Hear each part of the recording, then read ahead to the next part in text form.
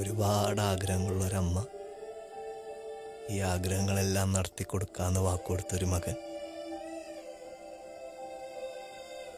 ഒടുവിലെല്ലാം ശരിയായപ്പോൾ ഈ മകന് പറ്റിയൊരു അശ്രദ്ധ, ഒരു ആക്സിഡന്റ്.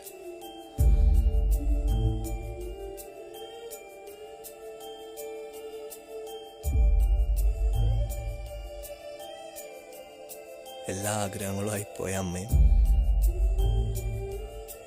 ഈ ആഗ്രഹങ്ങളോടൊപ്പം ഒറ്റയ്ക്കായിപ്പോയൊരു മകനും